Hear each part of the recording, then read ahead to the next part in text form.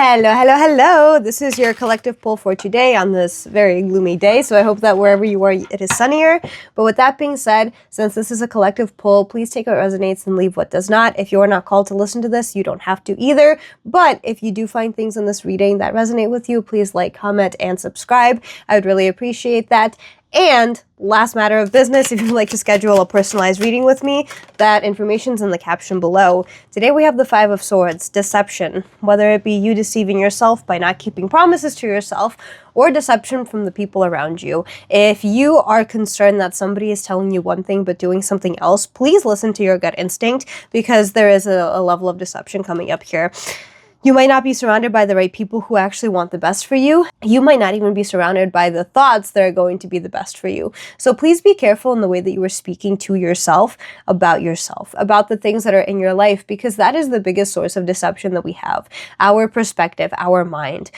If things are pretty okay and stable for you, but you keep fearing that things are going to fall apart, that things are going to change for the worst, that your health is going to deteriorate, that your relationships are going to deteriorate, that your job is going to deteriorate, that the world around you is going to deteriorate. You are kind of manifesting that situation happening, and you are constantly thinking about the worst case scenario, which means that you are not open to better opportunities and miracles to happen. And miracles don't have to be anything grand. Miracles are simply just things that you didn't think were possible, but actually are. So please don't close yourself off to miracles, because that is a big way for you to live in a more toxic environment for yourself that you create for yourself. So please be careful of the way that you are speaking about yourself and the world around you, especially right now.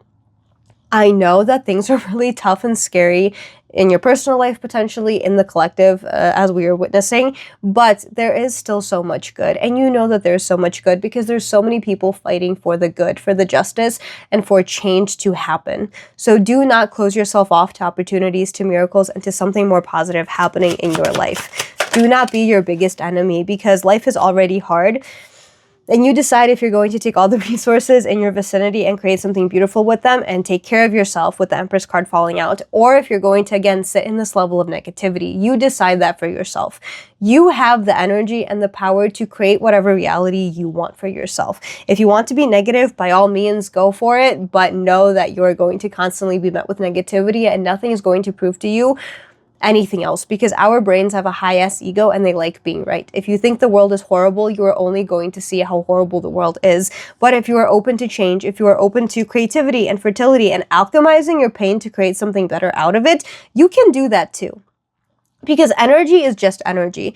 Energy can be created into something negative or it can be created into something positive. But at the root of it, energy is just energy. If there's deception and anger and negativity surrounding you, you can take that energy and create love and peace and excitement out of it. You decide how to wield that, and you have the power to do it regardless of what you think. And I know that so many people are going to think that I'm delusional, but I genuinely believe that, because at the root of it, at the root of quantum physics, let's start there, everything is created with energy.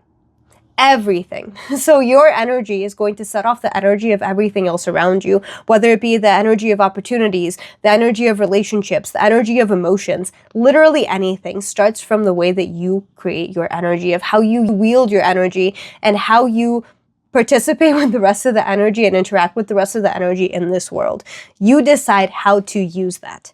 So you can make it negative, you can make it positive, but that is your decision to make. And the Chariot card is falling out. Movement in the right direction.